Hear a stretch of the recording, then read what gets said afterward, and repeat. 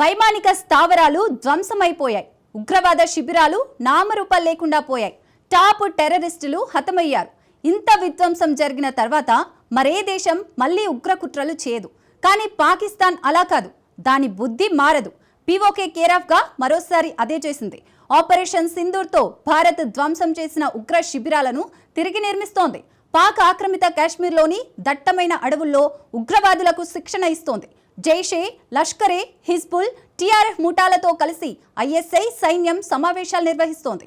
ఈ పరిణామాలు మరోసారి సరిహద్దుల్లో టెర్రర్ పుట్టిస్తున్నాయి. ఇంతకు పీఓకే కేరాఫ్గా అసలేం జరుగుతోంది? పాక్ ఆక్రమిత కాశ్మీర్ విషయంలో యాక్షన్ మార్చాల్సిన సమయం వచ్చిందా? Watch this. భారత్పై మరో ఉగ్రకుట్రకు సిద్ధమవుతున్న పాకిస్తాన్.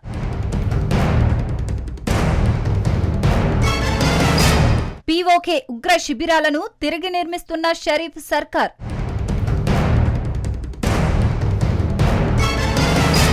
పాక్ ఆక్రమిత కాశ్మీర్లో యాక్షన్ మార్చే టైం వచ్చిందా?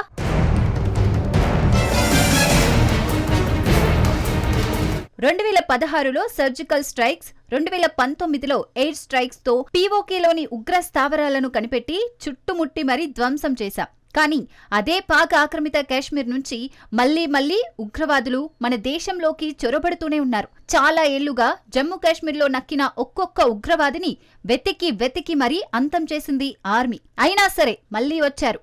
ఇటీవల ఆపరేషన్ సింధూర్ ద్వారా పాకిస్తాన్ పాక్ ఆక్రమిత కాశ్మీర్లోని కీలక ఉగ్ర శిబిరాల్ని లేపేశారు. అయినా ఎక్కడో అనుమానం, దేశంలో మళ్లీ ఉగ్రదాడులు జరగవని కాన్ఫిడెంట్ గా చెప్పలేని పరిస్థితి. ఎందుకంటే పాకిస్తాన్లో ఉగ్రవాదం కొత్తగా పుట్టుకొచ్చింది కాదు. 30 ఏళ్లుగా వేలునుకుపోయిన ఉగ్రవాదాన్ని 1-2 దాడులతో అంతం చేయడం అంత ఈజీ కాదు. ఉగ్రవాద కార్యకలాపాలకు సంబంధించిన రిక్రూట్మెంట్, ట్రైనింగ్ క్యాంపులు, లాంచ్ ప్యాడ్ల రూపంలో ఉగ్ర స్థావరాలు పుట్టుకొస్తూనే ఉన్నాయని మన బలగాలే ప్రకటించాయి. తాజాగా ఆ అనుమానాలే నిజమయ్యాయి. ఇండియా చేతిలో చావు దెబ్బలు తిని కూడా పాకిస్తాన్ మరోసారి ఉగ్రవాదులనే నమ్ముకుంది. పాక్ ఆక్రమిత కాశ్మీర్లో భారత్ ధ్వంసం చేస్తున్న ఉగ్ర శిబిరాలను తిరిగి నిర్మించే ప్రయత్నాలు ముమ్మరం చేస్తోంది.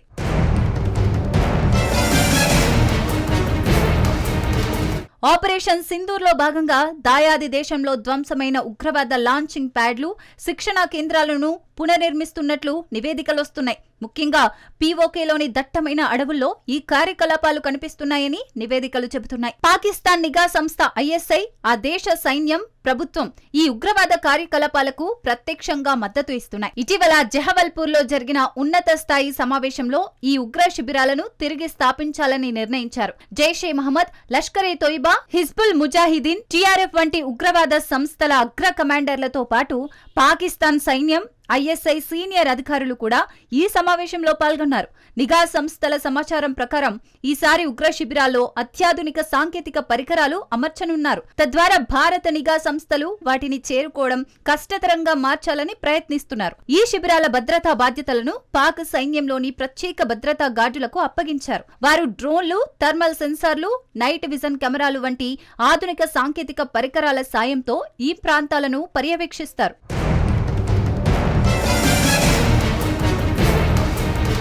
నిజానికి గతంతో పోలిస్తే ఈసారి ఉగ్రవాద సంస్థలు వ్యూహాన్ని మార్చుకున్నాయని నివేదికలు చెప్తున్నాయి. ఇప్పుడు ఒక్క శిబిరంలో 200 కంటే తక్కువ మంది ఉగ్రవాదులను ఉంచుతారట. భారత ఏజెన్సీలకు ట్రాక్ చేయడం కష్టతరమయ్యేలా అనేక చిన్న శిబిరాలను నిర్మిస్తున్నారు. శిక్షణ పూర్తయిన వెంటనే ఉగ్రవాదులను వెంటనే సరిహద్దు వైపు పంపుతారు. మరోవైపు ఈ సమాచారం అందిన వెంటనే భారత నిఘా సంస్థలు నియంత్రణ రేఖ సమీపంలో కార్యకలాపాలపై తమ పర్యవేక్షణను మరింత ముమ్మరం చేశాయి. సైన్యం, నిఘా సంస్థలు హై అలర్ట్ జారీ చేశాయి. పీఓకేలో ఈ స్థావరాలను తిరిగి ఏర్పాటు చేస్తున్న వారిపై శాటిలైట్ ఫోటోలు, గ్రౌండ్ ఇంటెలిజెన్స్ ద్వారా నిఘా పెంచారు. చూస్తుంటే ఆపరేషన్ సింధూర్ ను తర్వాతి స్థాయికి తీసుకెళ్లాల్సిన సమయం వచ్చినట్టే కనిపిస్తోంది. కానీ ఈసారి టెర్రరిస్ట్ శిబిరాలను ధ్వంసం చేయడం కాదు, పీఓకే విలీనమే లక్ష్యంగా ఆ యాక్షన్ ఉండాలన్న డిమాండ్లు వినిపిస్తున్నాయి. ఎందుకంటే పాకిస్తాన్ ఉగ్ర కుట్రలకు చెక్ పెట్టడానికి అదొక్కటే సరైన మార్గం. పాక్ ఆక్రమిత కాశ్మీర్ విలీనం డిమాండ్ దశాబ్దాలుగా ఉన్నదే. ఆపరేషన్ సింధూర్తో అది ఖాయమని 140 కోట్ల మంది డిసైడ్ అయ్యారు కూడా. కానీ పాకిస్తాన్తో సీజ్ ఫైర్తో అది సాధ్యపడలేదు. ఇప్పుడు మరోసారి పాకిస్తాన్ ఉగ్రకుట్రలకు పీఓకే అడ్డాగా మారుతోంది కాబట్టి విలీనం విషయంలో నిర్ణయం తీసుకోవడానికి అవకాశం ఉంది. పైగా భారత్పై ఏ చిన్న ఉగ్రదాడి జరిగినా పాకిస్తాన్పై యుద్ధమే అని మోడీ సర్కార్ ఆపరేషన్ సింధూర్ సమయంలో చెప్పింది. అంతేకాకుండా భారత ఎంపీలు పాకిస్తాన్ ఉగ్రకుట్రలను ప్రపంచ దేశాలకు వివరించడంలో విజయం సాధించారు. ఇప్పుడు పాక్ ఆక్రమిత కాశ్మీర్లో సైనిక చర్యకు దిగినా అంతర్జాతీయ సమాజం నుంచి పెద్దగా వ్యతిరేకత రాకపోవచ్చు. సో పీఓకేలో పాకిస్తాన్ ఉగ్రకుట్రలను బయట పెట్టడం ద్వారా విలీనానికి భారత్ సిద్ధపడొచ్చు. పాక్ ఆక్రమిత కాశ్మీర్ విలీనం పూర్తయితే భారత్లోకి ఉగ్ర చొరబాట్లు చాలా వరకు ఆగిపోతాయి. పాకిస్తాన్ చాలా వరకు ఉగ్ర శిబిరాలను పీఓకే నుంచే ఆపరేట్ చేస్తుంది. రిక్రూట్మెంట్, ట్రైనింగ్, సరిహద్దు దాటించడం, ఇలా అన్ని రకాలుగాను పాక్ ఆక్రమిత కాశ్మీర్ భౌగోళికంగా పాకిస్తాన్ కు కలిసొస్తోంది. అదే పీఓకే భారత్ లో విలీనమైతే పాకిస్తాన్ ఉగ్రవాదులు మన భూభాగాన్ని టచ్ కూడా చేయలేరు.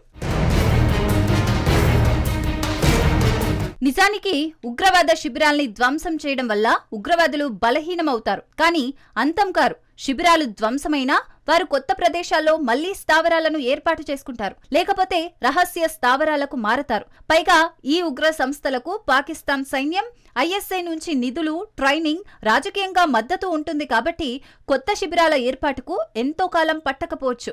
ఇప్పుడు పీఓకేలో జరుగుతుంది కూడా అదే. సింపుల్ గా చెప్పాలంటే పాకిస్తాన్ నుంచి మద్దతున్నంత వరకు ఉగ్ర సంస్థలు తమ కార్యకలాపాలను పునరుద్ధరిస్తూనే ఉంటాయి. అలా జరగొద్దంటే పాక్ ఆక్రమిత కాశ్మీర్ భారత్ లో విలీనం జరిగి తీరాల్సిందే. ఆపరేషన్ సింధూర్ సమయంలో పీఓకేను విలీనం చేసుకోకపోవడం భారతీయులకు వెలితిగా మిగిలిపోయింది. అంది వచ్చిన అవకాశాన్ని మోడీ సర్కార్ జారవిడుచుకుందన్న విమర్శలు వినిపించాయి. కాబట్టి మరో ఉగ్రదాడి జరగక ముందే పీఓకేలో యాక్షన్ మార్చాలనే డిమాండ్లు వినిపిస్తున్నాయి. ఈ విషయంలో మోడీ సర్కార్ ఎలా ముందుకెళతారో చూడాలి.